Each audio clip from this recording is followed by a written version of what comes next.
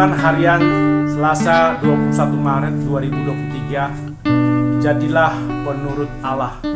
Efesus pasal 5 ayat 1-7. Kita berdoa, ya Tuhan, tolong kami dengan kuasa Roh Kudus pada saat kami membaca dan merenungkan firman-Mu, agar Roh Kudus memberikan pengertian bagi kami dan Roh Kudus menolong kami di dalam menjelaskan kebenaran firman Tuhan ini untuk diterima di dalam hati kami masing-masing. Kami siap mendengarkan firman-Mu ya Tuhan. Dalam Yesus kami telah berdoa. Amin. Salam sejahtera. Semoga kita dimampukan Tuhan menjadi penurut Allah, seperti anak-anak yang dikasihi dan mengasihi Tuhan. Efesus 5 ayat 1. Sebab itu jadilah penurut-penurut Allah, seperti anak-anak yang kekasih. Apa yang dimaksud menjadi penurut-penurut Allah seperti anak-anak yang kekasih? Menjadi penurut-penurut Allah adalah orang yang dulu hidup dalam kegelapan, kemudian menyesali dosa, ditebus Yesus, menjadi percaya pada Tuhan Yesus dan kehendak-Nya. Anak yang dikasihi orang tua adalah anak menuruti kehendak orang tua yang baik. Tapi ketika anak tersebut melakukan kesalahan, tetap dikasihi dan diajarkan melakukan yang benar. Anak yang selalu melawan kehendak orang tua dan mengikuti kehendak teman-temannya disebut anak yang membuat kesal orang tua. Demikian anak-anak yang dikasihi dan mengasihi Allah adalah orang yang tindakannya menuruti kehendak Allah. Ketika orang jatuh dalam dosa, Allah tetap mengasihi, menyelamatkan, menebus dosa, agar orang tersebut kembali menuruti teladan Tuhan Yesus, menuruti tindakan seperti sifat-sifat Allah. Orang yang penurut seperti orang menuruti teladan pelatih setir mobil. Orang tersebut memahami teori, meniru atau meneladani pelatih dan praktek setir mobil. Menjadi penurut Allah berarti ia harus memahami, merenungkan tentang Allah, Yesus dan Roh Kudus, kemudian meneladani sikap, tindakan Allah dalam Yesus, dan mau dibimbing Roh Kudus untuk mempraktekannya. Praktek yang utama adalah meneladani kasih dan pengampunan yang Allah berikan di dalam Yesus. Orang menuruti Allah jika ia menerima Roh Kudus dalam hatinya dan mendengar kesaksian Roh Kudus yang meyakini dirinya. Kemudian mau dibimbing Roh Kudus menuju hidup mulia dan membuang hidup lama, hidup kegelapan. Orang yang memberi diri dipimpin Roh Kudus, maka ia akan menjauhkan diri dari kemauan diri sendiri atau kemauan daging. Orang yang dipimpin Roh Kudus akan rela menderita demi Yesus, demi kemuliaan di surga. Hanya orang yang mengalami kasih Allah dimampukan Roh Kudus menjadi penurut-penurut Allah. Orang yang dikasihi Tuhan, yaitu hidup di dalam kasih, merasakan kasih Yesus yang menyerahkan dirinya untuk menebus dosa. Kita mengasihi Yesus dengan menyerahkan hidup kita untuk Yesus. Kita mengasihi Allah dengan cara yang berkenan di hadapannya, bukan menurut diri sendiri. Orang yang mengasihi Tuhan mengikatkan diri pada Tuhan, menjadi milik Tuhan. Pengorbanan hidup kita pada Yesus haruslah berguna, bukan sia-sia. Dan Allah menerima pengorbanan kita, seperti Yesus berkorban bagi semua manusia. Dan itu tidak sia-sia, melainkan berkenan bagi Allah.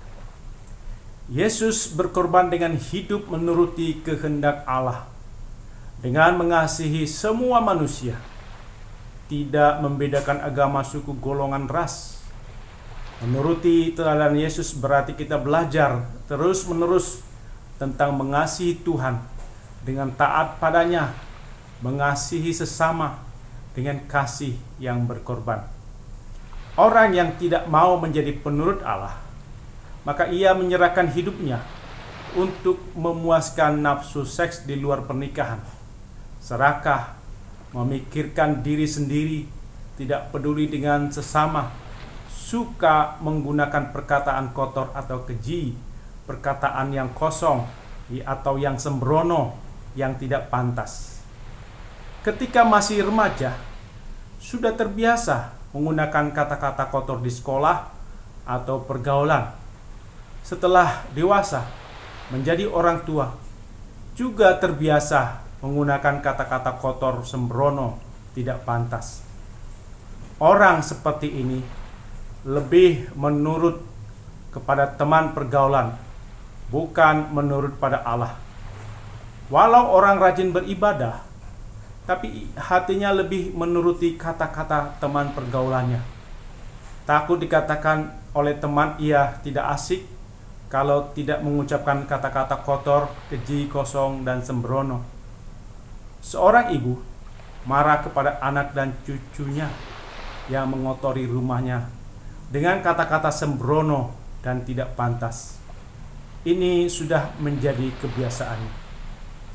Ada orang yang sudah terbiasa dengan kata-kata kotor, berzina, serakah, menganggap perbuatan tersebut biasa saja, tidak berdosa. Ada orang yang sering mempercakapkan bahwa dosa itu merupakan hal yang sepele, tidak perlu serius memikirkan tentang dosa dan surga. Yang penting hidup ini senang. Kalaupun berdosa, nanti Tuhan juga ampuni. Yang penting nikmati dulu hidup dalam dosa. Seks bebas, mabuk, narkoba, judi, korupsi yang membuat senang.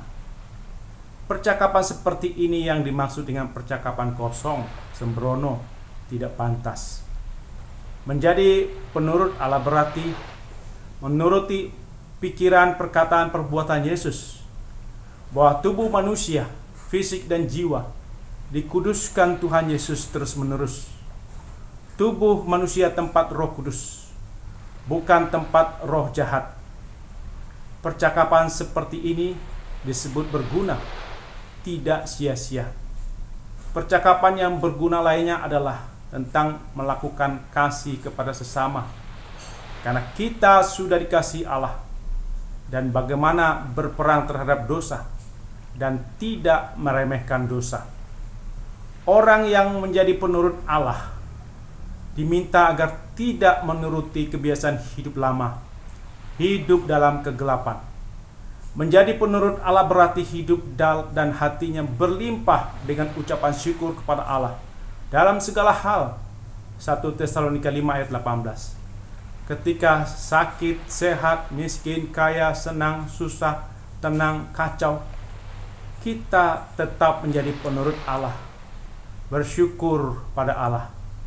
Seorang bapak A sakit sudah 2 tahun, tidak sembuh. Dia kecewa, marah pada Tuhan. Mengapa tidak sembuh-sembuh?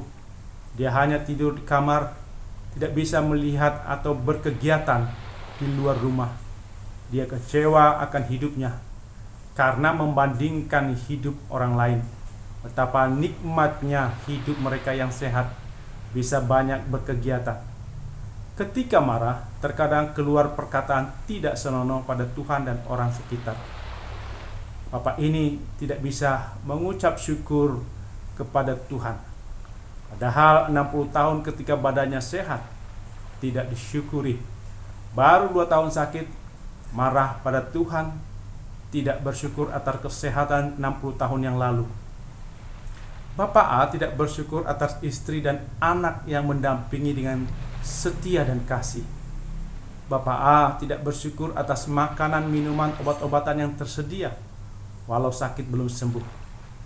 Ketika orang sakit, fokus pada sakit saja, maka ia tidak bisa melihat kebaikan Tuhan selama hidupnya. Bapak A perlu merasa dirinya dikasihi Tuhan, bukan ditinggalkan Tuhan. Merasa dipedulikan Tuhan, bukan diabaikan Tuhan. Orang yang menjadi penurut Allah, apapun keadaannya, akan mengasihi Yesus selamanya. Karena Yesus sudah membasuh dosa kita. Sabda dan Roh Kudus menyucikan kita, dan kita diperbaharui menurut citra Allah, seperti ungkapan KJ 305 ayat 3. Ku mengasihi Yesus selamanya, sabda dan rohnya menyucikan daku. Aib dosaku sudah Ia basuh, ku dibarui turut citranya. Amin. Mari kita berdoa. Ya Tuhan, mampukan kami menjadi penurut-penurut Allah dengan meninggalkan hidup lama serta selalu bersyukur apapun keadaan kami. Kiranya Roh Kudus menguasai hati kami, agar kami mampu menjadi penurut Allah yang mengasihi Yesus selamanya dan diperbaharui menurut citra Allah. Dalam nama Yesus kami berdoa. Amin.